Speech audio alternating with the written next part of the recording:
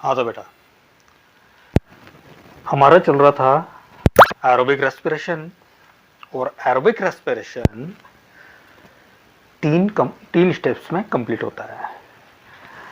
पहला क्या हो गया, ग्लाइकोलिसिस, दूसरा लिंक रिएक्शन और तीसरा क्रेब्स साइकिल। एक एक करके हम सभी को पढ़ेंगे। तो पहला है ग्लाइकोलाइसिस। सॉरी, ग्लाइकोलाइसिस का जो प्रोसेस होता है वो सेल के साइटोप्लाज्म में होता है। ठीक है, तो साइट क्या हो गई, साइटोप्लाज्म ऑफ द सेल। अगली बात, ग्लाइकोलाइसिस में होता क्या है बेटा, हमें पता है कि सबस्ट्रेट हम क्या ले रहे हैं, ग्लूकोज। तो ग्लूकोज जो कि 6 कार्बन वाला मॉलिक्यूल है वो 3 कार्बन वाले 2 मॉलिक्यूल में कन्वर्ट हो जाएगा। ठीक है, तो यहां पर क्या हुआ, 6 कार्बन वाला मॉलिक्यूल 3 कार्बन वाले 2 मॉलिक्यूल मतलब पायरुविक एसिड में कन्वर्ट हो जाते हैं। इसी प्रोसेस को हमने क्या नाम दे दिया, ग्लाइकोलिसिस। आगे की बात करेंगे कि ग्लाइकोलाइसिस का जो प्रोसेस है ये 10 स्टेप का प्रोसेस है। बात याद रखनी है, पहली स्टेप और थर्ड स्टेप ये वो स्टेप्स है ग्लाइकोलाइसिस की जहां पर हम एटीपी खर्च करेंगे, इन्वेस्ट करेंगे। ठीक है, फिर इसके बाद ये जब 10 स्टेप्स कंप्लीट होगी तो हमें 2 ऐसी स्टेप्स मिलेगी जहां पर हमें एटीपी बनते हुए नजर आएंगे। बात समझ में आ रही है, जहां पर हमें 4 एटीपी मिलेंगे टोटल, और ऐसे एटीपी को हम नाम देते हैं एसएलपी। एसएलपी का मतलब हो गया बेटा यहां पर substrate level phosphorylation. Substrate level phosphorylation का मतलब क्या हुआ कि जब कोई सबस्ट्रेट किसी प्रोडक्ट में कन्वर्ट हो रहा था उसी के बीच में हमें डायरेक्ट क्या मिल गए, एटीपी मिल गए, मतलब फॉस्फोराइलेशन हो गया और एटीपी मिल गए। उसी को हमने क्या नाम दे दिया, एसएलपी। बात समझ में आ रही है। आगे बात करेंगे कि हमें यहाँ 4 एटीपी मिले एसएलपी वाले। एसएलपी का मतलब मैंने बार बार में बता दिया, क्या, डायरेक्ट बनने वाले एटीपी। जब ग्लूकोज का मॉलिक्यूल ग्लाइकोलाइसिस के प्रोसेस में पायरुविक एसिड में कन्वर्ट हो रहा था तो बीच में पीजीएल बनेगा, फॉस्फोग्लिसरैल्डिहाइड। और ये फॉस्फोग्लिसरैल्डिहाइड ऑक्सीडाइज होकर बनाएगा क्या, फॉस्फोग्लिसरिक एसिड। बात क्लियर है। देखो, अब मैंने यहां पर बोला कि पीजीएल का क्या हो गया, यहां पर ऑक्सीडेशन, डिहाइड्रोजिनेशन होगा, उसमें से हाइड्रोजन रिलीज होगा, और उसके हाइड्रोजन रिलीज होने की वजह से पीजीएल तो कन्वर्ट हो जाएगा पीजीए में, लेकिन जो हाइड्रोजन रिलीज हुआ है उसका क्या होगा, उसको एक्सेप्ट कर लेगा एनएडी। तो देखो, ग्लाइकोलाइसिस का जब प्रोसेस चल रहा था, एक ग्लूकोज मॉलिक्यूल से 2 पीजीएल बने, 2 पीजीएल में से 2 हाइड्रोजन रिलीज हुए, 2 हाइड्रोजन को किसने लिया, 2 एनएडी ने लिया, और 2 एनएडी कन्वर्ट हो जाएंगे 2 एनएडीएच2 में, और बाद में इसी तरह से प्रोसेस आगे चलता हुआ फाइनली कहां चला जाएगा, पायरुविक एसिड के बनने तक। ठीक है, अब 2 एनएडीएच2 बने पीजीएल से, तो ग्लाइकोलाइसिस में एक क्वेश्चन क्या बन गया, हाउ मेनी टाइम्स डिहाइड्रोजिनेशन या oxidation takes place in the glycolysis, तो 1 टाइम। बात क्लियर है। 2 बार एसएलपी होगा, एक बार के एसएलपी में 2 एटीपी बनेंगे, तो 2 बार के एसएलपी में 4 एटीपी बनेंगे।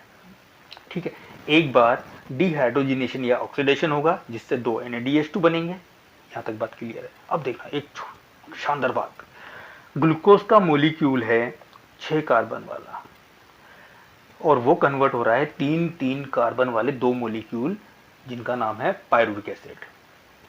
ठीक है, तो ग्लूकोज के मॉलिक्यूल के पास 6 कार्बन और हमें 2 मॉलिक्यूल मिले 3 कार्बन वाले पायरुविक एसिड। बताइए कि कितने कार्बन का लॉस हुआ, नहीं हुआ, कोई कार्बन का लॉस नहीं हुआ। ये 6 कार्बन वाला मॉलिक्यूल है, ये तीन तीन कार्बन वाले 2 मॉलिक्यूल में टूट गया है। यहाँ पर कोई कार्बन का लॉस नहीं हुआ है, अभी भी हमारे पास 6 के 6 कार्बन हैं। तो यहाँ पर ग्लाइकोलाइसिस के प्रोसेस में कोई डीकार्बोक्सिलेशन नहीं होता है। बात समझ में आ रही है? अगर डीकार्बोक्सिलेशन नहीं होगा तो CO2 भी रिलीज नहीं होगी। ठीक है, ये हो गई इसकी जनरल बातें। ग्लाइकोलाइसिस कॉमन होता है एरोबिक रेस्पिरेशन के लिए भी और एनारोबिक रेस्पिरेशन के लिए भी। ठीक है, अगर ऑक्सीजन प्रेजेंट है और उसका अमाउंट सफिशिएंट है तो उस कंडीशन में एरोबिक रेस्पिरेशन चलेगा, ग्लाइकोलाइसिस आगे बढ़ेगा और वो लिंक रिएक्शन में जाएगा, क्रेब्स साइकिल में जाएगा। लेकिन सपोज करो कि ऑक्सीजन का सफिशिएंट अमाउंट नहीं है या ऑक्सीजन है ही नहीं, इस कंडीशन में ग्लाइकोलाइसिस के बाद क्या नहीं आएगा? लिंक रिएक्शन और क्रेब्स साइकिल। इसीलिए हमने बोला है कि एनाएरोबिक रेस्पिरेशन में सबस्ट्रेट का इनकम्प्लीट ऑक्सीडेशन होता है, जबकि एरोबिक रेस्पिरेशन में किसी भी सबस्ट्रेट का कंप्लीट ऑक्सीडेशन होता है। अब देखो क्वेश्चंस क्या क्या बनते हैं। ग्लाइकोलाइसिस में टोटल कितने एटीपी खर्च होते हैं? 2। ग्लाइकोलाइसिस के प्रोसेस में एसएलपी में बनने वाले एटीपी का अमाउंट कितना होगा? 4। ग्लाइकोलाइसिस के प्रोसेस में नेट गेन ऑफ एटीपी कितना होगा एसएलपी पर? 2 एटीपी। क्यों? एसएलपी पे बने 4 एटीपी, 2 हमने खर्च किए, 4 और में से अगर हम 2 माइनस करते हैं तो 2 बचते बेटा। ये बहुत खतरनाक बात बोल दी मैंने। 4 में से 2 माइनस किए तो 2, ये तो आता ही है हमें। ठीक है, ग्लाइकोलाइसिस के प्रोसेस में कितनी बार डिहाइड्रोजिनेशन होता है? 1 टाइम।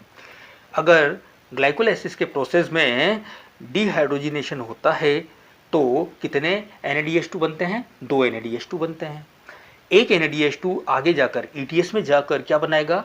3 ATP। तो 2 NADH2 कितने ATP बनाएंगे? 6 ATP। बात क्लियर है? अब देखो, मतलब बनने वाले NADH2 भी आगे जाकर क्या बनाएंगे? ATP ही बनाएंगे। और हमें ग्लाइकोलाइसिस के प्रोसेस में डायरेक्ट ATP कितने मिल रहे थे? 4, और NADH2 से बनने वाले 6, तो टोटल कितने हो गए? 10। 6 4 10 ही होते हैं, है ना। अब देखो, हमने ग्लाइकोलाइसिस के प्रोसेस में 2 ATP खर्च किए हैं, तो 10 बने, 2 खर्च किए, कितने बचे? 8। यूँ करते हैं 8, है ना, ये 8 बच गए। ठीक है, तो याद रखना है ग्लाइकोलाइसिस में टोटल कितने ATP बनते हैं? 8 ATP। ग्लाइकोलाइसिस के प्रोसेस में एसएलपी में बनने वाले एटीपी का नेट गेन कितना हो गया? 2 एटीपी। एसएलपी में बनने वाले एटीपी कितने? 4 एटीपी।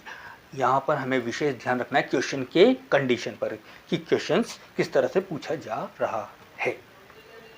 आगे बात करते हैं, ग्लाइकोलाइसिस के प्रोसेस में किस मॉलिक्यूल का डिहाइड्रोजिनेशन या ऑक्सीडेशन होता है और क्या बनता है? तो देखो, जब ग्लाइकोलाइसिस चल रहा था, glucose, glucose 6 phosphate, fructose, fructose 1 6 phosphate, इस तरह से चला जा रहा है, तो बीच में पीजीएल बनेगा, तो पीजीएल का ही क्या होता है? डिहाइड्रोजिनेशन। पीजीएल के डिहाइड्रोजिनेशन से क्या बनेगा? पीजीए। ठीक है, और इसी बीच में क्या होता है? हाइड्रोजन रिलीज होता है, मतलब ऑक्सीडेशन होता है, और हाइड्रोजन को एक्सेप्ट कर लेता है कौन? NAD, और 2 NADH2 का फॉर्मेशन हो जाता है। इसके बाद हम कंप्लीट करते हैं पूरा प्रोसेस, जिसको हम बोलते हैं ग्लूकोज से स्टार्ट होकर ये पायरुविक एसिड पे ख़त्म होता है। ये 10 स्टेप का प्रोसेस है। और एक विशेष बात कि ग्लाइकोलाइसिस की जो पहली स्टेप है, 3rd स्टेप है, और लास्ट वाली 10th वाली स्टेप्स है, ये होती है इरिवर्सिबल। इरिवर्सिबल होती है, बाकी की सारी की क्या होती है? रिवर्सिबल। मतलब ये जैसे मान लो कि ये ग्लूकोज है और ये ग्लूकोज किस में कन्वर्ट हो रहा है? ग्लूकोज 6 फॉस्फेट में। ये पहली स्टेप है, तो ग्लूकोज 6 फॉस्फेट वापस किस में कन्वर्ट नहीं होगा? ग्लूकोज में। ठीक है, तो ऐसे ही 1st, 3rd और 10 स्टेप्स क्या होती है? इरिवर्सिबल, बाकी की सब reversible. 1st step, 3rd step वो स्टेप है ग्लाइकोलाइसिस की जहां पर हम बोल रहे थे ना कि एटीपी खर्च होता है, वो यही है 1st और 3rd स्टेप। बात समझ में आ रही है? इसी के साथ मैं आपसे क्या बोलना चाहूँगा? बाय। और इसके बाद हम पढ़ेंगे लिंक रिएक्शन और क्रेब्स साइकिल, क्योंकि हम पढ़ रहे थे क्या, एरोबिक रेस्पिरेशन। ठीक है, बाय बाय बाय बाय।